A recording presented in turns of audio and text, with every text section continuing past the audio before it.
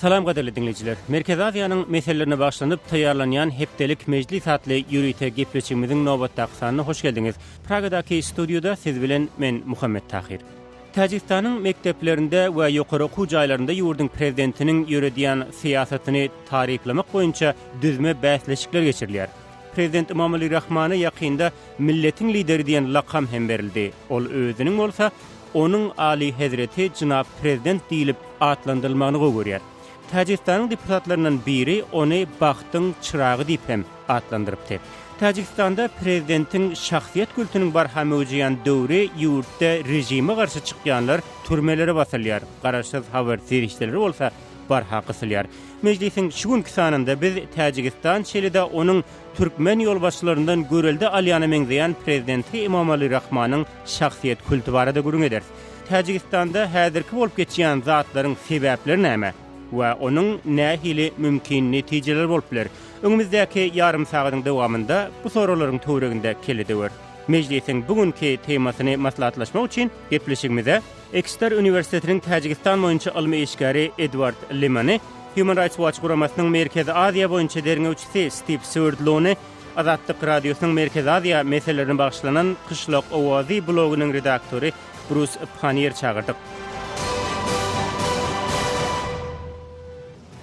Adam hukuklaryna gözegçilik edýän guramalaryň Steve Şolsanda sizin guramaňyzyň hem ýyllyk hasabatlarynda Türkmenistan ýylyň iň soňky orunda ýerleşdirilip gelinýär. Döwleti dolandyrmak düzgünü bolsa awtoritar diýilip hasaplanýar. Ýurtda erkin media, azat pikir ýaly demokratik özgerşiklikler barha gysylýar.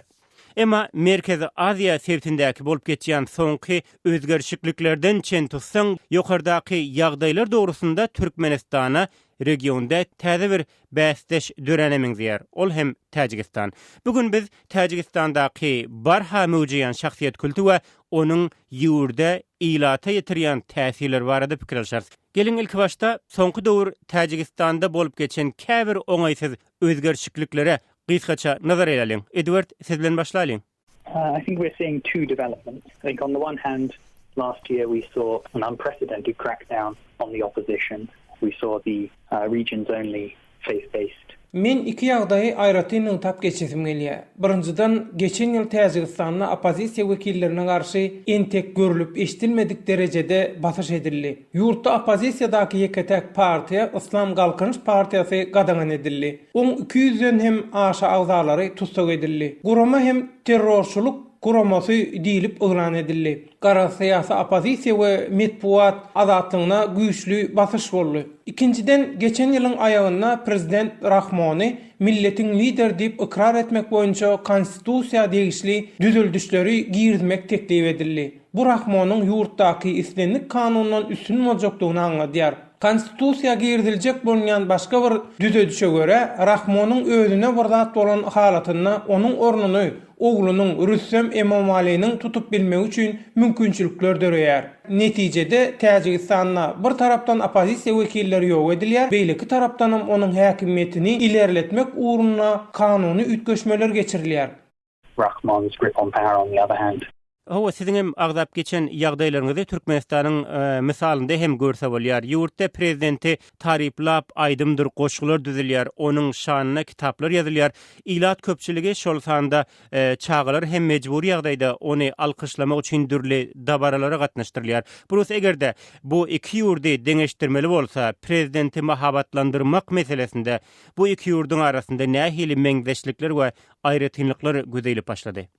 Well, the one thing is that you no longer have the title of president doesn't have as much meaning because you have some other title that supersedes that. It's much a higher title, and that's what we're already seeing there. Birinciden prezident diýen söz eýýäm hiç zada aňlatmaýar. Ýurt başçysyna has belent at bilen ýüzlenilýär. Siz ýa-da Rahmonyň hem käbir kitaplary ýazandygyny aýdyp geçdiňiz. Emma olar Niýazowyň ruhnamasynyň derejesinde arşa galdyrylmaýar. Şol bir wagtda Täjikistanda Rahmonyň alyp barýan siýasatyny taryplap köp sanly makalalar, kitaplar ýazylýar. Bu hem elbetde Niýazowyň döwründe bolup geçen ýagdaýlary ýadyňa salýar. Türkmenistandaky medianyň ýagdaýy hem Täjikistanyň gyny şöhlülündirýär diýsem ýalňysmaryn. iki yurtda hem habarlaryň aglawasyny yurt bastutanlarynyň goşudyrnakdaky üstünlükleri düzýär. Niýazow döwründe yurtdaky säherdir owulary onuň ady bilen dakmak ýoň boldy. Täjikistandaky Daglyk Badaxsan tewitiniň ýakyn günlerde Rahmonabad edilip atlandyrylyp başlanmagy hem gaty ähtimal. Şol bir wagtda hem Türkmenistanda hem de Täjikistanda prezidentiň daşyndaky köp sany ýaraňjylaryň bardygyny da aýratynlyk tap geçmeli. Olar prezidentiň köwsüni ýalamagy çelini hem taýyn. Bu resmiýetiň esasy işi prezidentiň neniň beýikdigini, onuň neniň halkyň aladasyny edýändigini taryplamakdan ibaret. Hakykatyň hatyrasyny aýtmaly bolsa, köp halatlarda ilad üçin edilýär diýilen zatlaryň anyk nämedigini göz ýetirmek hem mümkin däl. And how important it is to pay proper respect to him because he's done so much for the country, although it isn't very obvious at first what he's done for the country. Türkmenistanda Niýazow döwründe onuň köp sanly heykeller dikilipdi. Iň meşhury hem onuň güne bakyp duran altın çaylan heykel bolsa gerek. Şol bir wagtda ýurdyň häzirki prezidenti de özüniň diňe bir özüňem däl garyndaşlarynyň hem heykellerini dikip başlady. Bu tendensiýa häzirlikçe Täjikistanda o diýen gözeýilmeýär. Muňa näme sebäp bolup biler? Bu iki ýurdyň siýasy ýa-da medeni aýratynlyklaryny görkezýärmi?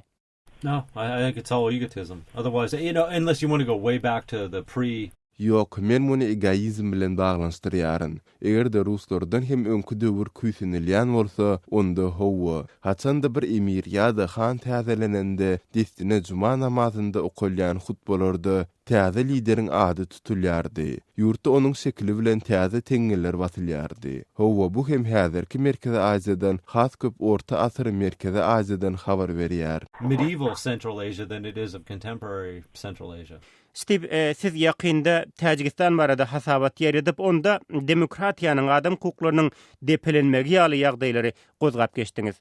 Şol wagtda hem men bu ýagdaýlar dogrusynda Täjikistan bilen Türkmenistanyň nähili deňeşdirilip bilinjegini bilmeýän sebäbi Türkmenistanda opozisiýa diýilýän zat turba başdan ýok edildi. Disidentlere edilýän basyşlar nukdaý nazaryndan bu iki ýurdy nähil deňeşdirip bolar, Steve? Right. Well, I mean, of course, the situations are different, although in Türkmenistandaky ýagdaýlar bir näme üýtgeşik. Türkmen häkimiýetleri özüniň islemeýän adamlaryny ýitirim edýärler. Bilşimiz ýaly häzir ýüze golaýdagy syýasy tutsagyň ykbaly nämelimligine galýar. Türkmen hökümeti olar barada nähilidir bir maglumat bermekden hem ýüze urup gelýär. Şol bir wagtda Täjikistanda soňky döwürler bolup geçýän basyşlaryň deňi taýy bolmandy. Meniň iwardyň aýdanlaryna käbir zatlary goşasym gelýär. Tutsak etmeler diňe bir ýüzlerçe opozisiýa wekilleri bilen çäklenmedi. Eýse Islam Galkynyş Partiýasy bilen ilteşik bolanlaryň aglabasy şoltanda aklawçylar, tutsak edilenleriň garyndaşlary hem basyşlara sezawar boldular. Täjikistan diňe ýurt içindäki opozisiýa wekilleri bilen çäklenmen eýse ol daşary ýurtdaky başga pikirli täjikleri hem idarlap başlady. Mysal üçin köp adam Russiýada, Belarusiýada, Moldowada, Qazaqstanda we Türkiýede tutsak edildi. Diňe bir misal hökmünde aktivist Maksud Ibrahimowyň akbalyny ýatlap geçmeli. Ol 2014-nji ýylda Moskwada çykyş edip Täjikistanda demokratik reformlara çağırış edipdi. Ona bıçak bilen hücum etdiler. Soňundan Ibrahimowy Moskwadan köçeleriň birinden alyp kaçdylar. Esli wagt onuň nerededigi nämälimdi. Birden hem ol duşanmada peýda boldy. Netijede ona dürli aýplamalar boýunça 17 ýyl türme tutsaklyk berildi. Islam Galkynyş Partiýasynyň agdalarynyň suut dinlenşikleri golayda başlansa da olara ekstremizm aýplamalar bilen 17-20 ýyl aralygynda türme tutsaklykları berilip başlandy. On what appear to be extremely flimsy, trumped up cases of so-called extremism. Prezidentiň hökümetdäki dogan garyndaşlary barada görüňede aýsak, Niýazow ýetim bolan üçin onuň häkimiýetdäki garyndaşlary bilen bagly hiç bir mesele gözeýilmendi. Emma Berdi Muhammedowyň gelmegi bilen Türkmen prezidentiniň garyndaşlary baradaky meselede Täjikistanyň ýyzynyň ýetip barýanlygyny görse bolýar. Iki ýurtdaky bu ýagdaýy nähil deňeşdirse bolar. I think, as you said, Tajikistan is a neo-patrimonial, nepotistic state. Täjikistan Rahmonyň maşgala agdalary ýa-da onuň maşgala agdalary bilen garnaşlyk açan beýleki adamlar tarapyndan bölünendir. Paýtaxt Duşanbede islenlik bir işi amal etjek bolsaň Rahmonyň maşgala agdalary bilen bir bagyň bolaýmaly. You need to have almost these family ties with the regime. Men bu ýagdaýy muny Täjikistanyň Türkmenistanlaşmagy diýip hem ýaňsalasym gelýär. Bu ýagdaýlar adaty täjik raýatlaryna nähil täsir ýetirýär buruz?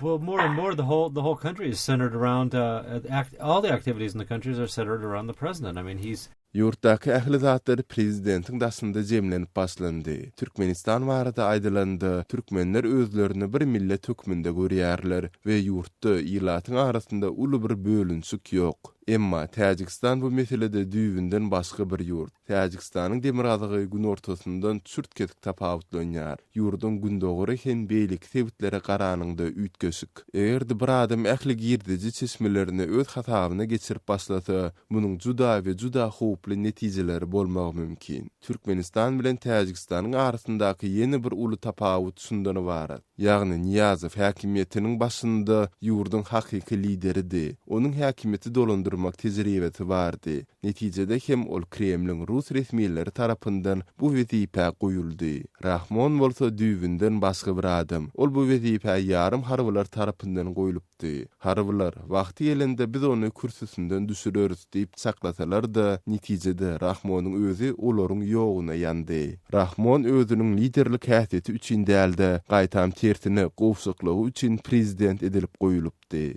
Quite the opposite. He was put there as someone who would be malleable, easily controlled, and easily dispensed with when his services were concluded. Steve, Täjikistanda Türkmenistana göre adamlaryň has erkin ýaşaýandygyny aýtmagy esas barmy? Sebäbi Türkmenistandan tapawutlukda adamlar Täjikistanda isleýän ýerinde ýaşap bilýärler, bökdenşiz ýurtdan çykyp bilýärler diýen maglumatlar gelip goşýar. I do think that that Tajikistan, as I was saying, in some realms. Hawa Täjikistanda käbir jemgyýetçilik guramalary özleriniň garaşsyz işlerini ýöredip bilýärler. Emma ýa-ni bir ýusyň hem belleşýäli jemgyýete gorky ornaşdyrylýar. Geçen sentýabrdan bäri Täjikistandaky edilýän basyşlar gaty uly depgiller bilen güýçlenip başlady. Yurtda iň köp şol sanda dini azatlyklar meselelerini hem açyk aýdyn maslahat edip bolmaýar. Yurtda senzura ornaşdyrylyp başlandy. Bu zatlary görmek diýsen gynandyrýar. Siz ýa-ni gelip gitmek azatlyklary barada söz açdyňyz. Emma soňky döwür ençeme maşgalalara ýurdy terk etmegine gadagançylyk girdildi. Men ýa hem belläp geçipdim. Bularyň aglabasy Islam we Galkynyş partiýasynyň tutsak edilen agzalarynyň garyndaşlarydyr. Daşar ýurtlardan Täjikistana garaşsyz derňewleri geçirmek üçin gelýänlere hem her türlü basyşlar görkezilýär. Gynansak da ýagdaýlar juda oňoýsuz tarapa özgerýär. Men mundan soň hem çäklendirmeler girdilse hayran galmaryn. It wouldn't be surprising to see further restrictions of visa requirements. Gepleýär Azatlyk radiosu. Siz mejlis atly hepdelik gepleşigimizi dinleýärsiňiz. Bugünkü programamyzda Täjikistanyň Türkmenistanlaşmagy barada gürrüň edýäris. Gürrüňi kysgaça ara kesmeden soňra dowam etdireriz. Tolkunymyzdan aýrylmaň.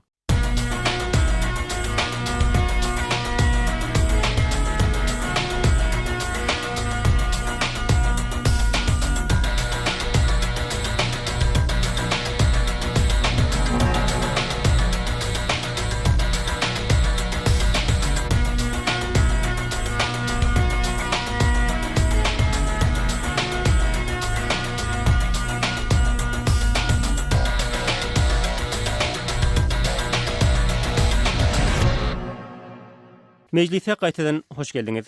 Täjikistanda barha mewjudyan prezidentiň şahsiýet kultu we onuň ýurda we ýylata ýetirýän täsiri we bu ýagdaýyň esasen Türkmenistanda 90-njy ýyllarda başlanan siýasat bilen meňdeşlik we aýratynlyklary barada görüň edýäris. Meclisiň mihmanlary Ekşehir Üniversitetiniň Täjikistan boýunça ilmi işgäri Edward Leman, Human Rights Watch guramasynyň Merkez Aziýa boýunça derňewçisi Steve Svertlo, Azatlyk radiosynyň Merkez Aziýa meselelerini başlanan Kışlak Owazy blogunyň redaktory Bruce Panier programany Pragadaky studiodan men Muhammed Tahir alparyan.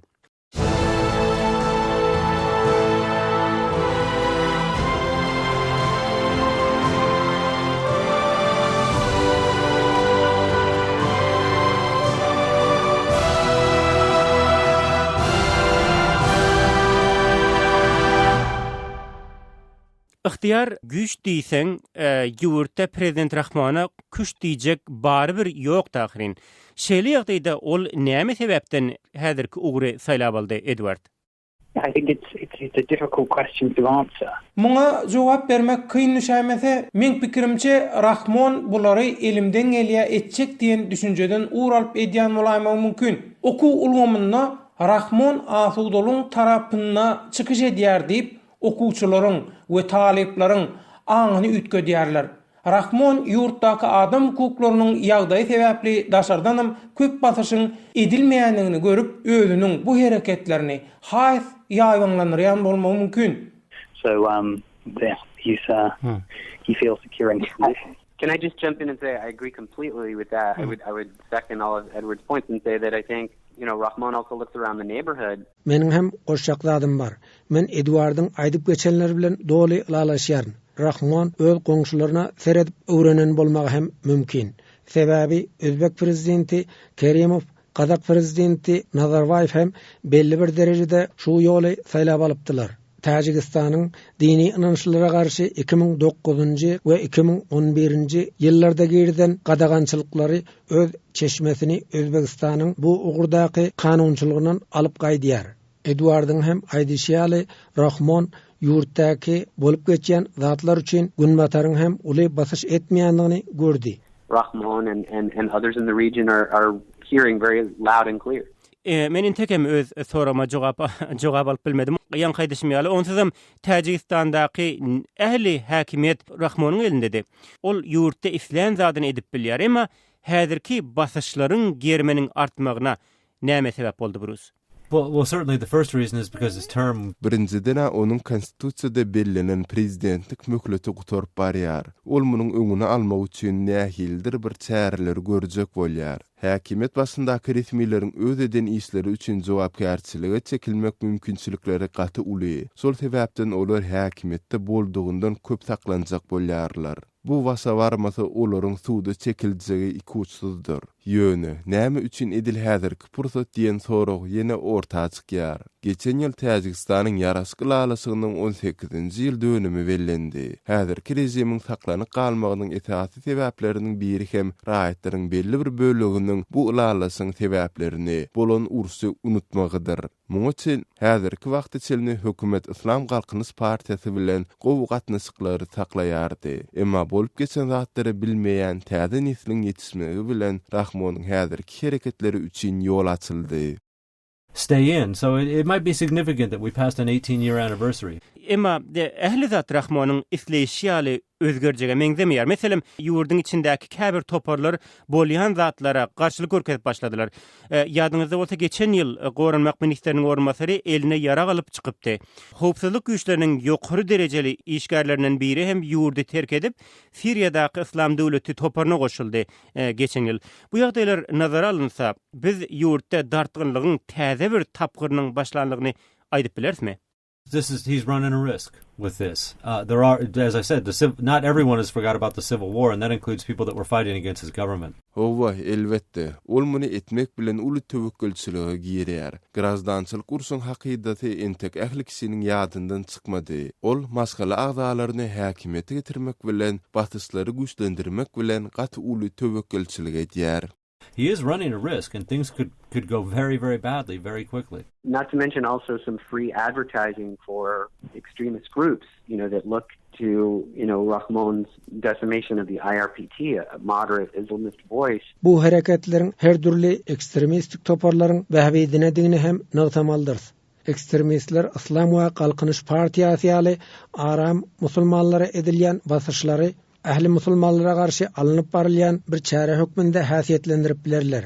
Rahmonowyň başladan bu çäreleriniň netijeleri hem ýurduň içinde hem de daşynda duyulmagy mümkin. For outside and online. Ýanky sanalyp geçilen ýagdaýlaryň üstesine ýurduň häzirki ykdysady ýagdaýyny hem ýatdan çykarmaly dälmek edýär. Migrant işçilerden ozal kysýaly pul gelmeýär. Adamlaryň arasynda narazylyk barha köpelip barýar. Prezident Rahmon ýagdaýlary gözewçiligi aljak bolandy hem bu oňa başardarmy? Sebäbi onuň kontrolunda bolmadyk zatlarym bolup geçýär häzirki ýagdaýda. I think part of the new law not only declared Rahmon Täze kanuna göre Rahmona milletiň lider diýen at bilen birlikde paragatçylygy ornaşdyrjy diýen dereje hem berildi. Men pikirimçe bularyň soňkusy has möhüm. Ýaňy bir ýusuňdan belleşýäli ýaş täjikler garajdanlyk uruşy görmediler. Emma olara bizde şeýle bir erwet ýagdaý bolupdy. Ýöne prezident Rahmon bizi alıp çykdy. Ol bize parahatçylyk we asudalyk getirdi diýip dowamly tekrarlanyp gelindi. Netijede adamlar ýurtdaky parahatçylygy häzir hökümet bilen baglanyşdyryp başladylar. Olar uruşyň täzen gaýdyp gelmezligi üçin bar bolan ykdysady kynçylyklara hem gözümýärler. Häzirki ýagdaýlar näçe erweden bolup görünse, olar 1992-nji ýyllaky ýaly adamlary aýagy gallar ýaly derejede däl. Yeah, immediately before the Civil War.